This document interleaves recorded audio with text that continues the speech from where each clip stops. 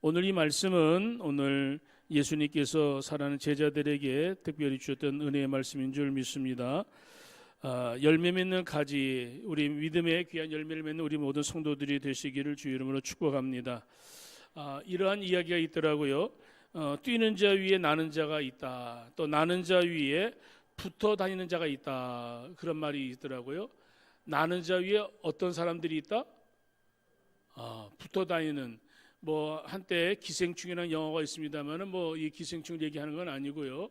우리의 삶의 형태들을 이야기할 때에 기는 자, 걷는 자, 뛰는 자, 나는 자, 하나의 속도감을 가지고 더 빠른 것을 이야기하잖아요. 근데 나는 자 위에 더 빨리 갈 수 있는 방법이 있는데, 나는 자 위에 붙어 있는 것을 더 빠르게 갈 수 있다, 그렇게 이야기합니다. 근데 붙어 있다는 것은 무엇에 붙어 있는 것을 이야기하는 거잖아요. 무엇에 붙어 있느냐? 예를 들어서 저 시골에 살고 있는 파리가 서울에 올라오려면은 제일 빨리 올 수 있는 방법은 뭐냐면은 나는 거, 자기가 날개지대가 나는 것보다도 자동차에 딱 붙어서 오게 되어지면은 아주 쉽게 빨리 올 수 있다는 방법, 그런 이야기입니다. 이 말씀을 드리는 이유는 오늘 가지가 나무에 붙어 있으면 그 가지에 많은 열매를 맺을 수 있다. 오늘 이 요한복음 15장 키포인트는 붙어 있으라는 얘기고, 어디에 붙어 있느냐? 오늘 성도들은 참포도 나무 대신 예수님께 붙어 있으면은 저절로 많은 열매를 맺을 수 있다는 주님의 아주 단순한 말씀이고 간단한 주님의 말씀입니다. 그러나 이 말씀 속에 심오한 것들이 있기 때문에 오늘 말씀을 함께 좀 나누기를 원합니다. 여러분, 기차를 탈 때에 객차는 기관차에 붙어 있으면 어디든지 갈 수 있다는 사실을 우리가 알 수 있듯이, 예수를 믿는 믿음의 사람들이 예수 그리스도에게 붙어 있으면 주님께서 우리를 어디로 인도하시든지 우리는 주님 따라서 믿음으로 살아갈 수가 있습니다. 예수를 오늘 믿는 믿음의 사람들, 오늘 16절에 보면은 너희가 나를 택한 것이 아니요 내가 너희를 택하여 세웠나니 이는 너희로 가서 열매를 맺게 하기를 원하고 너희 열매가 항상 있기를 원하고 내 이름을 아버지께 무엇을 구하든지 다 받게 하려 함이라. 7절에 있는 말씀을 16절에 말씀을 더 확장해 가지고 말씀을 보면서 중요한 거는 너희가 나를 택한 것이 아니라 내가 너희를 택하였다, 그렇게들 이야기하죠. 간혹 교회 다니는 분들 가운데에 내가 이 교회를 택했다, 내가 많은 종교 가운데 기독교를 택했다, 그렇게 얘기하는 분들이 있긴 있어요. 그러나 그거는 어린아이 같은 그런 생각을 가지고 이야기하는 것이죠. 진리를 보게 되어지면 오늘 16절에 정확하게 이야기합니다. 저라는 사람을 제가 예수 믿고 싶어서 믿은 것이 아니고, 제가 모태신앙이라 할지라도 어릴 때부터 우리 어머니의 등에 업혀서 교회를 다닌 것이 신앙의 첫걸음이라 할지라도 사실은 신학적으로 보게 되어지면 제가 태어나기도 전에, 창세 전에 에베소서에 있는 말씀을 보면은 하나님이 우리를 택하여서 이미 세워주었다, 그런 말씀을 비춰보게 되어진다면 이거는 놀라운 계시의 말씀이고 축복의 말씀이라 그렇게 생각이 되어지고, 이것을 믿어지게 되어지면 저는 참 복을 받은 사람이다, 그렇게 이야기할 수밖에 없습니다. 오늘도 신앙 안에서 살아가게 되어질 때에 주님이 나를 택하여 세우셨으니까 내가 해야 될 일이 있다면은 그 객차가 기관차에 붙어 있듯이 오늘 내가 예수 그리스도에게 붙어 있으면 하나님께서 나를 통해서 예비하신 놀라운 것들을 마음껏 행할 수 있는 하나님의 귀한 종이 될 수 있다는 사실을 오늘 이 아침에 말씀을 통하여 믿을 수 있습니다. 우리 모두가 예수 그리스도의 택함 받은 주의 백성들인 줄 믿습니다. 이제 주님께서 우리를 택하여 세워 주었다면 우리들이 해야 될 일이 있다면 주님을 꼭 붙드는 겁니다. 예수를 잘 믿는 겁니다. 신앙생활 잘 하게 되어지면 우리 하나님께서 주시는 놀라운 은혜와 축복을 받아 누릴 수가 있습니다. 요한복음 15장의 메시지를 생각해 볼 때에 이 말씀이 언제 전해졌는가, 상황적인 들을 생각해 보아야 돼요. 우리가 13장 보았죠? 요한복음 14장 이미 보았잖아요.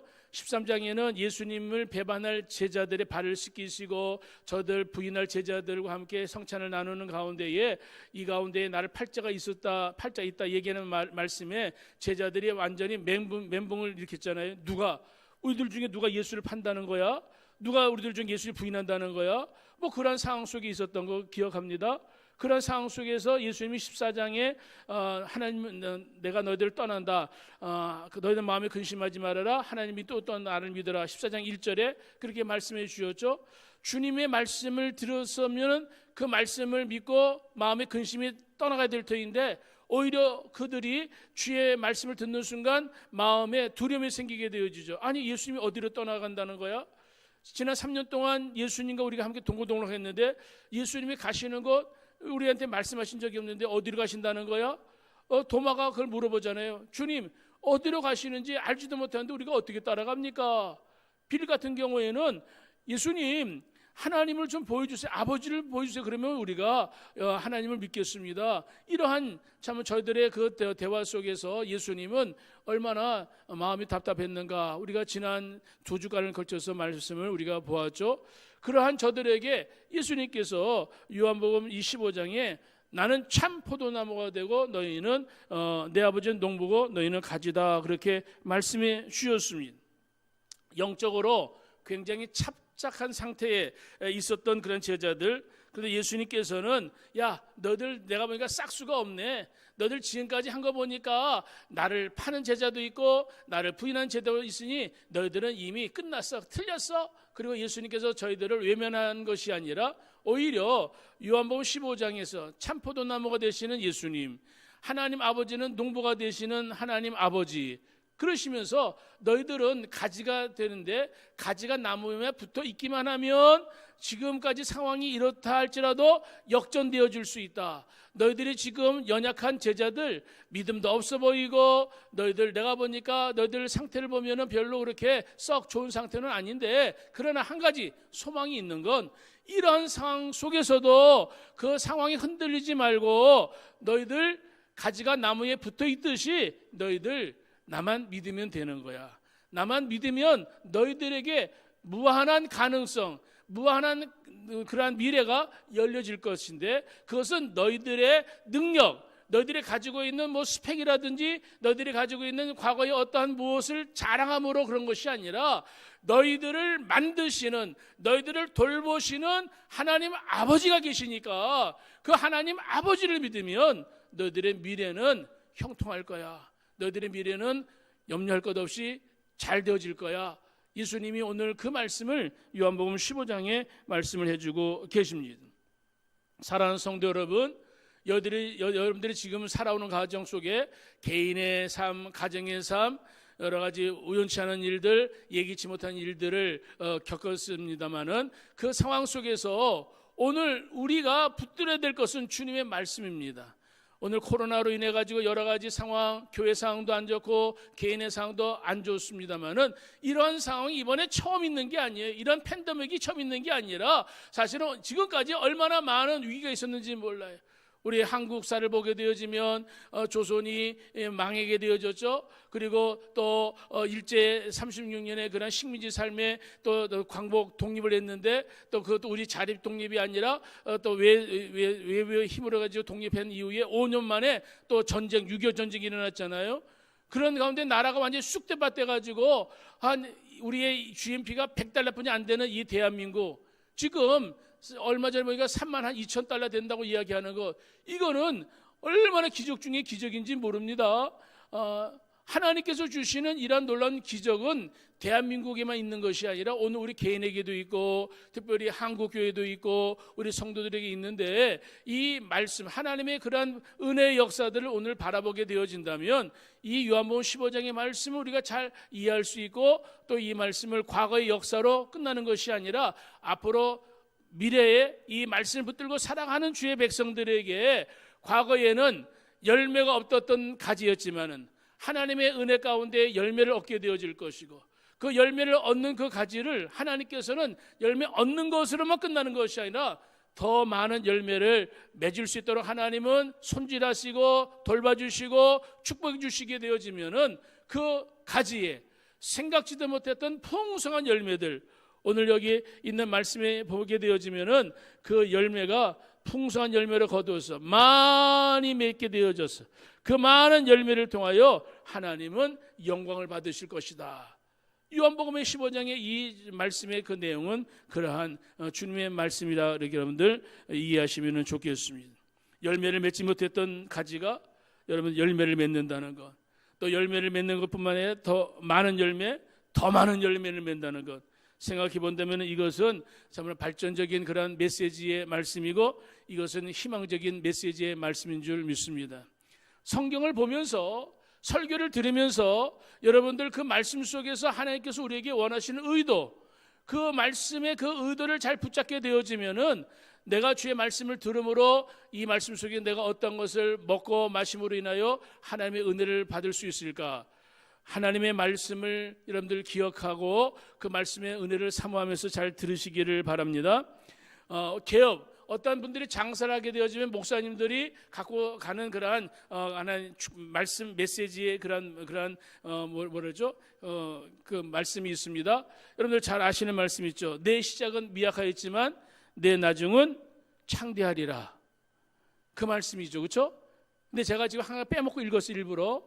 내 나중은 어떻게 창대하리라? 심히 창대하리라. 아니 어떻게 미약한 시작은 미약했는데 어떻게 나중은 그냥 겨우 먹고 사는 게 아니라 심히 창대해지느냐?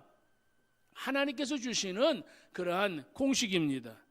예수를 믿는 믿음의 사람들이 오늘 우리의 인생을 오늘 잘 헤아려 알게 되어지면 하나님께 주시는 놀라운 은혜와 축복을 깨달아 누릴 수가 있습니다. 성경에 보면은 예수님께서 좋은 땅에 씨를 뿌렸을 때에 그 씨를 뿌렸을 때 거두는 게 뭐 어느 정도의 그냥 뭐 겨우 거두는 것이 아니라 그 땅에 30배, 60배, 100배 열매를 거두리라. 심히 창대해지는 하나님의 축복의 그러한 수학 공식을 우리에게 가르쳐 준 적이 있습니다. 학자들에 의하면은 포도나무 한 그루에 60개의 포도송이 열린다고 그래요. 그러니까 하나의 포도나무에 60개의 포도송이가 주렁주렁 열린다는 것. 생각해 보세요. 포도나무 어떻게 보면은 열매를 거두는 그 나무는 나무들 중에서 가장 볼품없는 그런 쓸모없는 나무라고 이야기할 수도 있어요. 쓸모없다는 것은 제목으로 쓸모없다는 것을 이야기하는, 뗄까 모르는 별로 쓸모없는 그러한 나무인데 그 포도 열매는 얼마나 맛이 좋은가.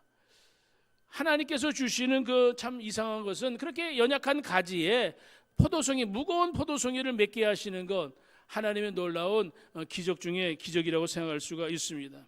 가지가 가냘프고 참 연약해 보이지만 나무에 붙어 있으면은 그 나무에 포도 열매가 풍성하게 거두어지는 것처럼 이 땅에서 믿음을 가지고 살아가는 귀한 주의 백성들, 이 세상에서 여러 가지 어려운 일들 많이 생겨서 때로는 낙심하고 때로는 위기를 맞이할 때도 있습니다만은 그렇게 힘들고 어려운 때 우리 믿음의 사람들이 오늘 이 말씀 속에서 기억해 될 것이 있다면은 오늘 주님은 말씀하십니다. 너희들 내 안에 거하면 너희들 많은 열매를 맺을 수 있다. 15장 4절에 보세요.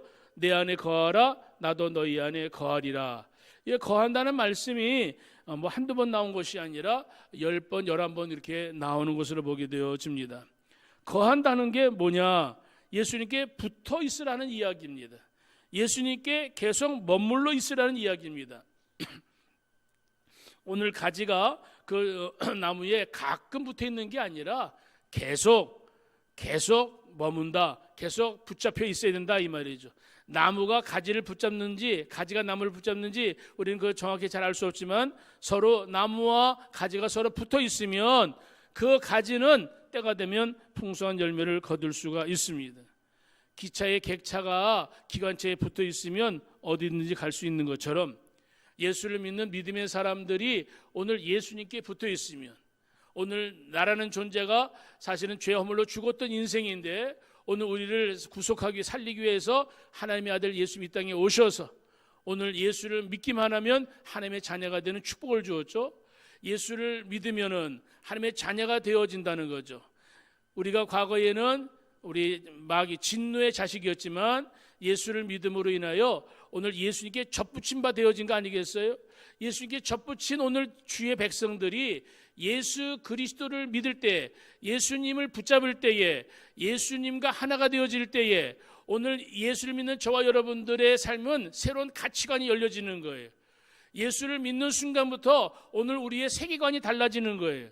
예수를 믿기 전에는 내가 수고하고 노력해가지고 내가 열심을 해가지고 내 인생을 내가 살아가는 것 같은 인생이었는데, 예수님을 붙잡고 예수를 믿고 예수님의 사상, 예수님의 생명이 내 안에 들어온 그 후부터는 예수님이 나의 왕이 되시어서 주의 말씀, 예수님이 원하시는 그 뜻대로 행할 수 있는 사람이 되어지고, 그렇게 믿음으로 살아가게 되어질 때에 과거에는 이런저런 문제로 실패한 인생, 불통의 인생이었지만 예수 그리스도 안에 하나님과 소통하게 되어지면 고통은 사라지게 되어지고 하나님의 은혜가 주의 백성들에게 충만하게 되어지는 형통의 사람이 되어진다는 것, 우리 성경이 말씀해 주시는 주의 진리인 줄 믿습니다. 여러분, 구약성경 룻기의 말씀 아시죠? 여러분, 룻기의 주인공은 당연히 룻이라는 여자죠. 그런데 이 룻이라는 여자는 유대인 아니에요. 이 여자는 원래 모압 여자였어요. 원래 하나님을 모르는 백성이었는데 이 여자가 시집을 오기를, 유대 가정에 시집을 왔어요. 남편, 유대 남자를 만나가지고 시집을 왔는데, 그런데 문제는 이 여자가, 룻이라는 여자가 잘 살아야 될 터인데 남편이 일찍 죽었어요. 그래서 과부가 돼서 젊은 나이에 자녀도 없이 과부가 되었으니까 그러면 어떻게 하겠습니까? 근데 아니나 다를까 시어머니가 어느 날 그 룻과 동서 오르바를 불러가지고 우리 이렇게 살 수가 없다. 너희들도 네 갈 길 가라. 나도 내 갈 길 갈 테니까, 내 고향 베들레헴에 갈 테니까 야 너희들 고향으로 가라고 이야기했을 때에 룻이라는 여자가, 룻이라는 며느리가 이렇게 이야기합니다. 아이고 시어머니, 아이고 참 좋은 시어머니네. 우리 이제 고향으로 가려니까 고향 가가지고 다시 재혼하고 다 다른 남자 만나서 잘 살 수도 있다는 생각을 이 룻이라는 여인은 생각지도 아니하고, 룻이라는 여인이 시어머니한테 이렇게 얘기하죠. 어머니의 말씀 잘 알아들었습니다. 근데 어머니, 나는 어머니를 떠날 수가 없습니다. 어머니, 내가 다른 것은 몰라도 내가 이 집에 시집 잘 온 것은 내가 하나님을 알게 되어진 겁니다.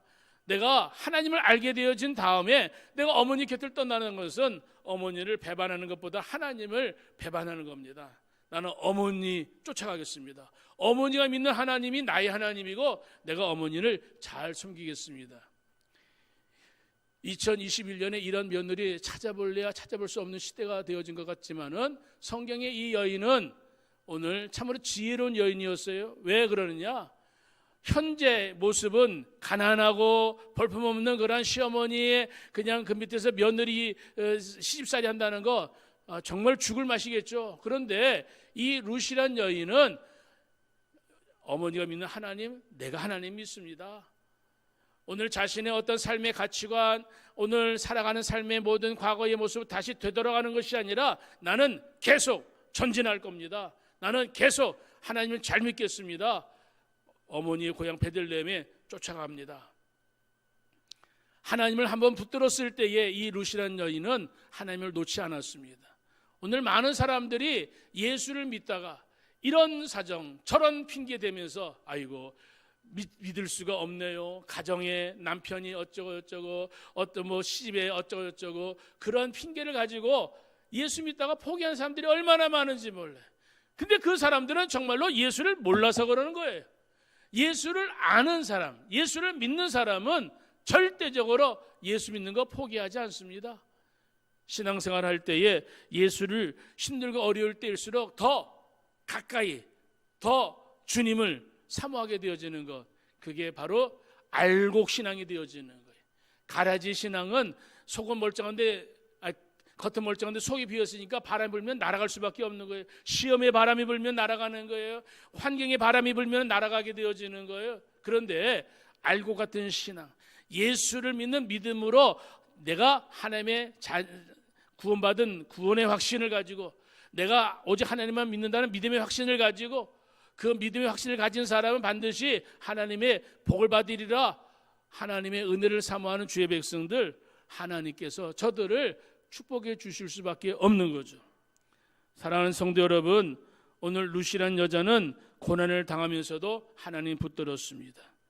신앙에 오늘 수많은 사람들이, 오늘 환경과 조건에 따라서 믿음이 이리저리 흔들린 사람들, 저들의 결과는 주님께서 주시는 떡도 축복도 받아 먹지 못하는 거예요. 그러나 믿음이라는 것이 있는 사람은 하나님이 예비하신 여호와 일의 축복도 받는 거죠. 힘들고 어려운 일이 있을 때에 여러분 절대로 믿음 포기하지 않는 하나님의 귀한 믿음의 사람들 되시기를 주의 이름으로 축복합니다. 자, 오늘 여기 말씀해 보면은 15장 2절에 물은 4개 붙어 있어 열매를 맺지 아니하는 가지는 아버지께서 그것을 제거해 버리시고 물은 열매를 맺는 가지는 더 열매를 맺게 하려 하여 그것을 깨끗하게 하신다. 여러분들 오늘 이 농부가 열매 없는 것은 제거해 버리신다는 거예요. 그러나 열매 있는 가지는 더 열매를 맺게 하여 깨끗이 한다는 거예요. 가지인데 두 종류의 가지가 있는 거예요. 열매를 못 맺는 가지, 또 열매를 맺는 가지. 이 두 종류의 차이는 뭐냐면은 나무에 붙어 있느냐 떨어져 있느냐. 같은 가지인데 나무에 붙어 있는 가지는 열매를 맺고 나무에 붙어 있지 않는 가지는 열매를 못 맺는다는 거예요. 우리가 지난주에 말씀드렸어요. 누가복음 15장에 여러분 탕자가 아버지 집에서 잘 살다가 어느 날 독립정신이 들었는지 나는 독립하리라. 아버지가 살아계신데도 유산 달라고 그래가지고 재산을 받아가지고 밖에 나가서 살다가 그 아들 어떻게 되었어요? 완전히 폭삭 망했죠. 있는 돈 다 까먹고 있는 친구 다 도망가고 저가 돼지 쥐염 열매 먹는 상황 속에서 아버지의 집이 생각났잖아요. 그래서 아버지의 집에 돌아오는 거 지난주에 말씀 들었잖아요. 여러분 우리 인생이라는 게 뭐 세상적인 것을 얘기하면은 돈이 최고야, 권력이 최고야. 근데 그 모든 것들 가지고 일시적으로 오늘 행복을 살 수 있느냐?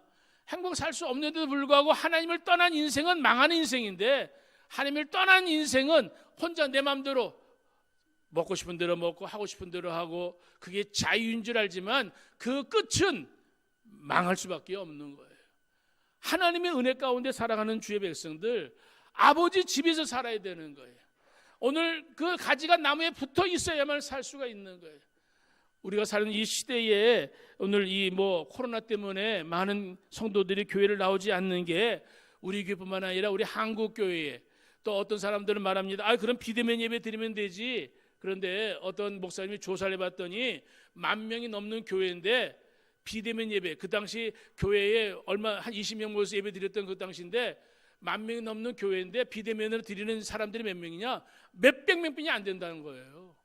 그럼 나머지는 뭐 하느냐? 나머지는 자기 마음대로 예배 드릴 수도 있겠죠. 본 교회의 예배자에 그렇게 참여율이 그렇게 적다는 거예요. 옛날이나 지금이나 농사를 짓다 보면은 비바람이 불면은 농작물들이 쓰러지죠. 그러면 농부는 어떻게 합니까? 그 쓰러진 그런 농작물들을 들어올려 가지고 장대에 받쳐서 세워주잖아요. 태풍이 지나가게 되어지면 논밭의 곡물이 다 쓰러지게 되어집니다. 코로나의 이 바람에 많은 성도들이 쓰러졌어요. 이 성도들이 스스로 이런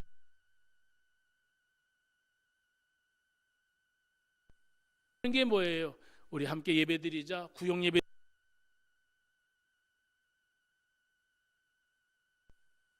그거 생각하지.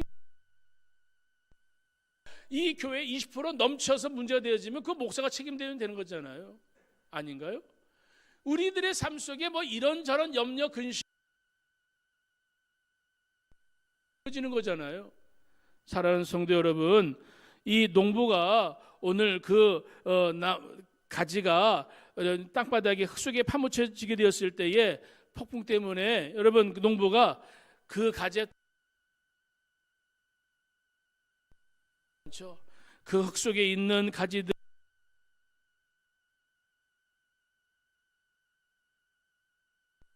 아니라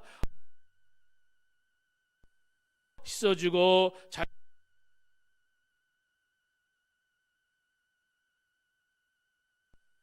지게 되어지는 줄.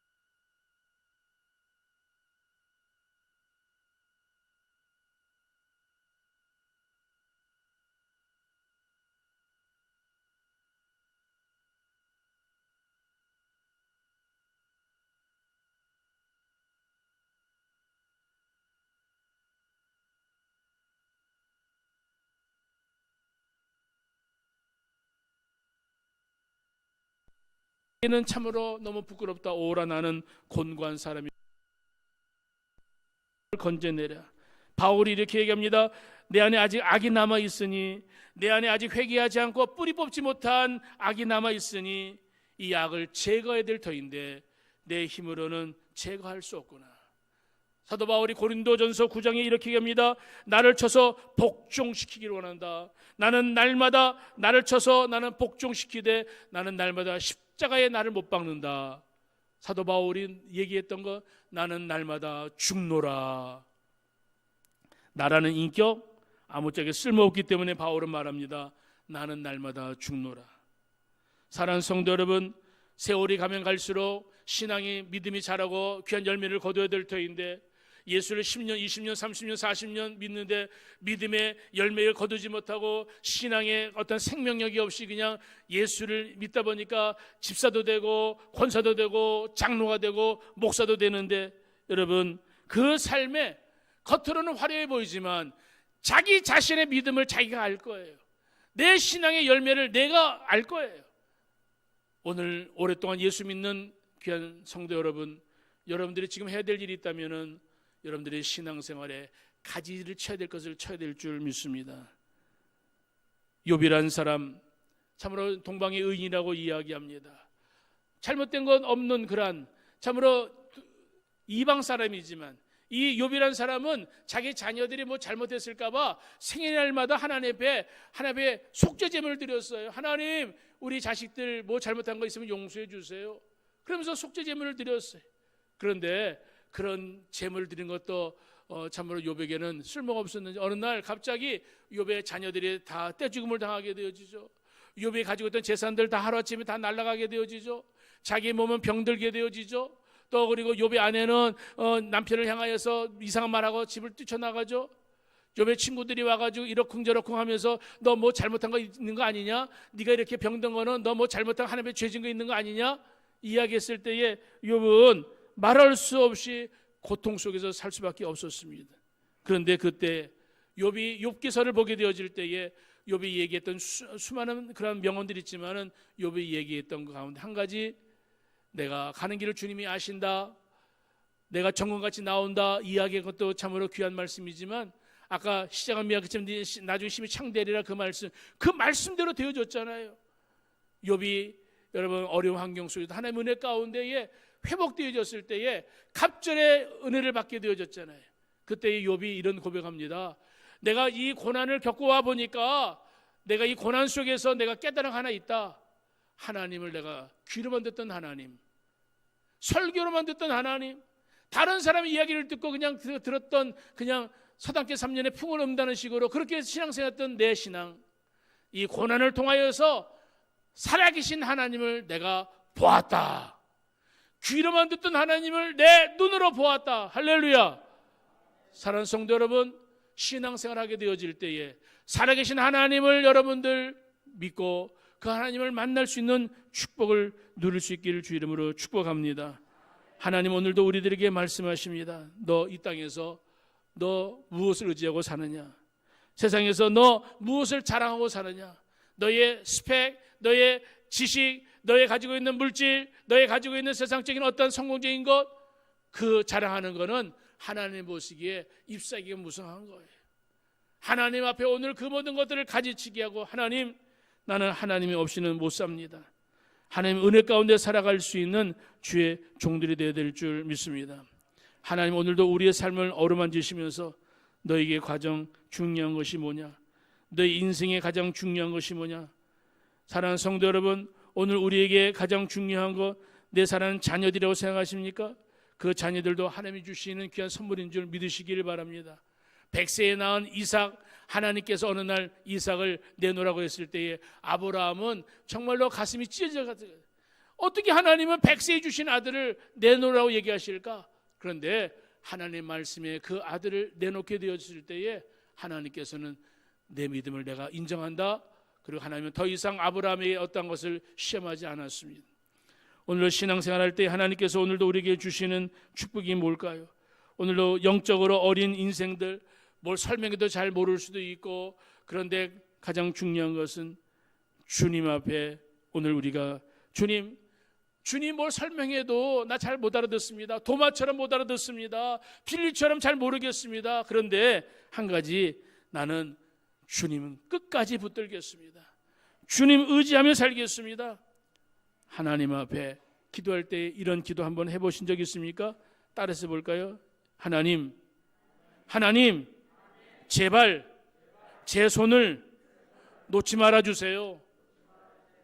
하나님 앞에 그런 기도해 보신 적 있습니까? 하나님, 나 부족해요. 나 아는 거 없어요. 나 잘못 살았지만 하나님, 나 불쌍히 여기시고요. 하나님, 내가 하나님 붙드는 것이 아니라 하나님, 나를 끝까지 붙들어 주세요. 내가 하나님을 의지하고 살겠습니다. 사랑하는 성도 여러분, 하나님의 은혜 가운데 믿음으로 살아갈 수 있는 성도들 다 되시기를 주 이름으로 축복합니다. 마지막 말씀을 드립니다. 욥처럼 어떤 고난이 있어도 잘 견디시고 끝까지 주님께 붙어 있으면 믿음의 귀한 열매들 거둘 수 있는 줄 믿습니다. 너희가 내 안에 거하고 내 말이 너희 안에 거하면 무엇이든지 원하는 대로 구하라. 그리하면 이루리라. 우리에게 수없이 많은 기도의 제목이 있고 우리의 삶 속에 꿈이 있고 소원이 있습니다. 여러분, 그것이 이루어지길 원하십니까? 그것이 이루어지길 원하십니까? 여러분들이 주님 안에 계시면, 내가 주님 안에 있으면 오늘 우리 하나님께서 우리를 책임져 주실 줄 믿습니다. 내가 주의 말씀에 따라 하나님의 은혜를 사모하며 주의 말씀을 듣고 그 말씀을 내 삶에 적용할 때에 나는 하나님을 믿습니다. 하나님의 은혜 가운데 나는 믿음으로 살아갑니다. 우리 주님 앞에 그러한 믿음으로 살아가게 되어질 때에 때마다 일마다 하나님은 당신의 백성들에게 좋은 열매를 거두게 하실 줄 믿습니다.